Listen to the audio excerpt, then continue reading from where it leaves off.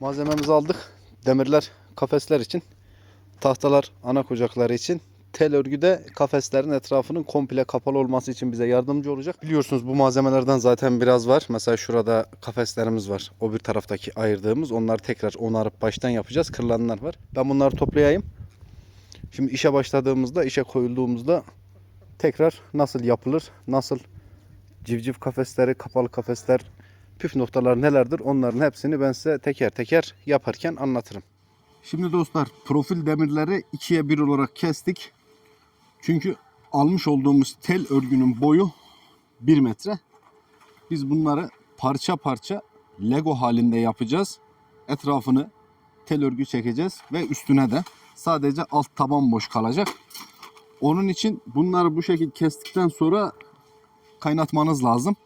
Şimdi bu işlere girerken en başta söylemek istediğim bir şey var. Eğer kendi elinizden bir şey geliyorsa, yani biraz da becerikliyseniz, yapı işlerine, el işlerine hakimseniz, yani bu işlere başlarken en önemli olan şey biraz da elinizin maharetli olmasıdır. Niye? Biz alırken para verdik ama şimdi bunun işçiliği var, ustası var, masrafları var.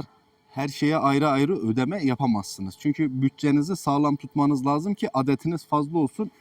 Benim her şeyi zaten kendim yapıyorum. Kısa kısa da size böyle göstereceğim. Yani bir örnek veriyorum. Kaynak da yapmanız lazım. Bir yapı işi de yapmanız lazım. Doğru düzgün bir şekilde bütçenizi de sağlam tutmanız lazım. Aksi takdirde olmuyor. Her şeye usta çağırırsanız, her şeye para verirseniz bu sizin bir nebze yorulmanızı sağlıyor. Yani bütçe olarak.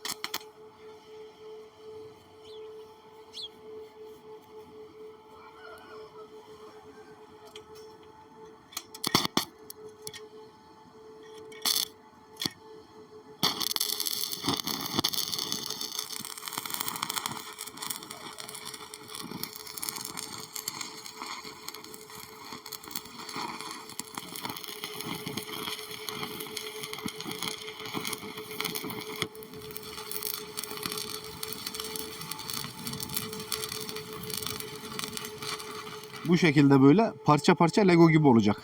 Eni 2 metre, uzunu 3 metre. Bu şekilde 4 tane kafes olacak. Bu 4 kafesi yavrular büyüyene dek kendilerini dışarıdaki atmacadan, anlatabiliyor muyum, Kızıl Şahin'den, alakargadan koruyana dek bu kafeslerin üstü, kenarları kapalı olacak. Şimdi ben diğerlerini yapayım. Ardından tellemeyi de göstereyim. Yaptım, bitirdim hepsini. Uzunlar eski olanlar olacak. Kısalar bunlar. Şimdi bunları tel örgüyle kaplayacağım. Şimdi dostlar bunu komple böyle tel örgüyle kaplayacağız. Göstereyim isterseniz. Çok basit bu. Şöyle ölçü aldıktan sonra biraz böyle açıyorsunuz. Ardından bu tel örgüyü içeriden katlayıp, tamam mı? Şuradan çeviriyorsunuz. Hızlı bir şekilde de oluyor zaten. Çok basit. Burada birkaç gündür büyük fırtınalar var. Pek fazla çalışamıyorum. Videolara da hız vermem lazım biliyorum ama işler anca yetişiyor. Tekim yani ister istemez gecikiyor her şey. Kusura bakmayın bu arada. Bakın bu şekilde bunların uçlarını bu taraftan katlıyorsunuz. Sonra diğer taraftan katlıyorsunuz. Ardından şuralara geliyorsunuz. Buralara da bir arka sırasından atarak böyle telin kafese 0'a 0 olmasını sağlıyorsunuz. Bir tane de karşıdan atayım. Şimdi tel biraz da esnek olduğu için böyle çekip açabilirsiniz ama fazla da uzatmasanız çok iyi olur. Çünkü bunun buraya gelmesi yeterli. Zaten burada da bir pay kalıyor. Şöyle böyle devam ettirdiğinizde bitmiş oluyor, sonlanmış oluyor. Dostlar kafesimiz hazır. Şu atmaları ne kadar sık atarsanız, tamam mı? Yani bu işi kendiniz yapıyorsanız eğer, ne kadar sık atarsanız o kadar iyi olur. Yukarıdan da bir kanatlının girmesi, aşağıdan da bir kemirgenin girmesi problem olur. Örnek veriyorum, biz bunu bir ay kullanacaksak bunun civciv kendini kurtarana kadar dış etkenlerden sadece uzak olmasını sağlayacak ve yabanlardan koruyacak. Sadece herhangi bir saldırıdan korunması ve Kayıplarımız, yani kenara kaçanlar, köşeye kaçanlar, gidip kaybolanlar, tilkinin alıp götürdükleri, sansarın saldırdıkları, bunlardan korumak için bu kafesler çok önemli. Hepsini telledim. Hepsi bitti. Bunun sadece aslında kaza değil. Biz civcive de kullanıyoruz. Herhangi bir kanatlı yetiştiriciliğinde çok güzel oluyor bunlar. Hem dışarıda başında beklerken dediğim gibi dağılmalar olmuyor, kaçanlar olmuyor. Hem de dış etkenlerden çok güzel koruyorsunuz. Çok iyi oluyor. Yani bizim işlerde, üreticilikte en önemli olan şey kayıpsız üretebilmek, kayıpsız yetiştirebilmek. Şimdi diğer bir konu ise kuluçkalık yumurta. Kuluçkalık yumurta dışarıdan alınır mı? Kaz yumurtaları diğer kanatların yumurtalarından farklıdır. Bunu burada göstereyim size. Kaz yumurtasının ebatı ve sarısı büyük olduğu için kaz yumurtasının sarısını tutan şalaz bağları var. Tamam mı? Bu bağlar herhangi bir yolculukta silkindikçe, sallandıkça bir gerilip bir gevşer. Bir gerilip bir gevşer ve kopmasına neden olur. Zaten mantık şu. Biz viyollere yumurtayı dik koyarsak eğer, yumurtanın sarısını tutan şalaz bağlarının üstteki gerilecek ve yumurta sarısı aşağıya doğru hareket edecek. Aşağıya doğru geldikçe, devamlı kuluçka makinesinde bu şekilde kalırsa eğer, aşağıya geldikçe yukarıdaki bağ kopacak ve sarı ne olacak? Gelip aşağıya oturacak. Bu yüzden kuluçka makinelerine kaz yumurtası dik koyulmaz. Ne yapıyoruz biz? Yumurtayı yan koyuyoruz. Bağların zarar görmemesini sağlıyoruz. Ve sarısının da sağa sola, yani aşağı ya da yukarıya gidip gelmesini önlüyoruz. Bağlar herhangi bir şekilde sallanmadığı için, çalkalanmadığı için zarar görmez. Ama uzun yolculuklarda, uzun bir yolculuğa çıkarsa yumurta ne yapıyor? Sallanıyor devamlı. Sallandıkça, silkindikçe, çalkalandıkça bağlar zarar görüyor ve bu bağlar iptal oluyor. Siz bu yumurta yolculuğa çıkmadan önce dikte koysanız, yatayda koysanız, arasına pamuk da koysanız, sarı büyük, yumurta ebatlı, içerisindeki sıvı bol olduğu için bu çalkalanacak. Ya çapraz çalkalanacak ya her türlü, yani bu yumurta çalkalanacak. Bunun bir kaçışı yok çalkalanmadan yana. Bu her türlü çalkalanacak. Yani her türlü çalkalanmaya da sarı ağır olduğu için, büyük olduğu için şalaz bağları zarar görecek. Bu bağlar zarar gördükten sonra da bu yumurtanın çıkım ihtimali çok düşüktür ki çıkmaz da zaten. Alacağınız yumurtanın maksimum 7 günlük olması çok önemlidir. Bu yüzden şimdi bu saatten sonra söyleyeceklerime çok dikkat edin. Aynı zamanda kaz yumurtasını yolculuğa çıkarmak çok sıkıntılıdır. Sıvısı boldur. Dediğim gibi sarısı büyüktür. Ve size gelecek yumurtanın kaç günlük olduğunu bilmeyeceksiniz. Bu yumurta 3 günlük mü, 5 günlük mü ya da bu yumurta 15 günlük mü, 20 günlük mü? Günümüzdeki her şey para için yapılıyor ve insanlar dürüst değil. Bu yüzden size önerilerim var. Şehrinize en yakın yerlerden, varsa çiftliklerden güzel temiz yumurta, üzeri kirli olmayan, mikrop ve bakteri barındırmayan yumurtalar bulundurmak.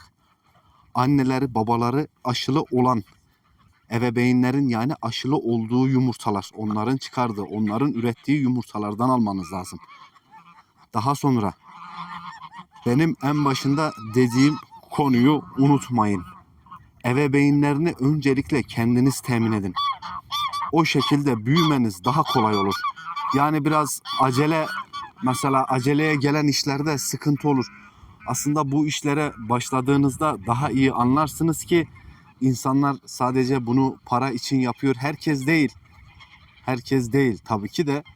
Ama gerçekten yani günümüzde kimseye güven olmuyor. Söz verenler söz verdiği günde göndermiyorlar. Milletin zaten elinde var. En fazla, en maksimum 50-60 yumurta. Biz daha önce araştırdık. Sağlam çıkımlı, sağlam yerlerden yumurta bulmak için. 500 deyince herkesin nutku kuruyor. 300 deyince herkesin nutku kuruyor. Burada bu işi yapan çok. Birbirimize aşinayız dostlarla beraber. Toplanıp yumurta almak istiyoruz ama kimse sonunu getiremiyor. Herkes var diyor. Biz de istiyoruz ama biraz araştırınca, biraz bakınca tamam, yumurta almak daha güzel, daha basit ama çıkım olursa, yumurta elinize sağlam ulaşırsa, bu yumurtalar yolculuğa, sallanmaya, çalkalanmaya elverişli yumurtalar değil. Yani bir tavuk yumurtası kadar küçük bir yumurta değil ki az sallansın. Alacağınız yumurtanın en yakınınızdan olması, en taze yumurtalar olması, maksimum 7 günlük olması çok önemlidir. Yumurta alacağınıza, büyük risklere gireceğinize benim yani en büyük tavsiyem, en başında da az önce de söyledim, 10 tane damızlık aşılı kaz bulmak. Başka hiçbir şeyin önemi yok. 10 tane aşılı damızlık güzel kaz bulduğunuzda aldığınız yumurtaların kaç günlük olduğunu bilirsiniz. Temiz temiz toplarsınız. Üzerinde bakteri, kir, pislik, mikrop olmaz. Herhangi bir kir, pislik varsa da aynı gününde hafif nemli bir bezle yumurtanın üstünü temizlediğinizde her şey garanti olur. Ben de mesela biliyorum yumurta getirmek, ben de biliyorum yumurta almayı. Ama ben ne diyorum? Ben kendi kazlarımı değerlendirip ardından dışarıdan kaz civcivi alacağım. Bunu en başından beri söylüyorum. Araştırıp baktığınızda kaz yumurtasının ne kadar narin ve nazik olduğunu anlarsınız. Çünkü diğer yumurtalarda olmayan şalaz bağları sadece ağır olan, yani alta çökmeyi ya da yumurta ters durduğunda üste çökmeyi engelleyen bağlar var. Bu bağlara da zarar geldiğinde sizin verdiğiniz paranın ya da aldığınız yumurta adetinin hiçbir önemi kalmıyor. Yumurta, kaz yumurtası yolculuk yaptıkça verimi düşen, zarar gören bir yumurta. Ona göre kendi kararlarınızı kendiniz verin. Ben size bu şekilde destek olurum. Ama ben tavsiye etmiyorum kimsenin yumurta almasını. Bakılacaksa anaçlıktan daha iyi olur. Ben kesinlikle kimsenin yumurta almasını tavsiye etmem yani. Anaçtan alınan yumurta, bahçenizde olan 10 tane yumurta dışarıdan gelen 100 tane yumurtadan daha garantidir. Bunu unutmayın yani. En güzel iş bildiğiniz iştir. Aceleye gerek yok. Ömrümüz uzun, vakit uzun. Garantili işler yapıp işimizi daha iyi bir şekilde sürdürmek en güzeli. 10 tane anacın size yaşatacağı tecrübeler gerçekten çoktur. Aldığınız yumurtasından, davranışlarından, her şeyinden baştan sona gün gün bilginiz olur ve daha iyi sonuçlar bence elde edersiniz. Gelelim yavrulardaki son duruma. Yavruları birkaç gün sonra ahıra, anaçların yanına alacağım. Ahırı ikiye böleceğim. Bunların kaldığı pimapen odayı komple kaz civcivi yetiştirmek için ana kucaklarıyla dolduracağız. Onların da videosunu yapacağız. Dış kafeslerimiz tamam zaten. Sadece ana kucağı kaldı. Ana kucaklarını yaptığımızda da zaten her şey yani kazlardan gelen yumurtaya bağlı olacak. Kazlardan gelen yumurtaları da almaya başladığımızda kuluçka bilgilerini de vereceğim. Sakın unutmayın. Kaz yumurtası hakkında anlattıklarımı da sakın yabana atmayın. Kulak ardı etmeyin. Yakınınızda aşılı ve garantili işletmelerden temin ederseniz sizin için çok iyi olur. Şimdiden iyi seyirler diliyorum. Bir sonraki videoda görüşmek üzere. Selamlar, saygılar.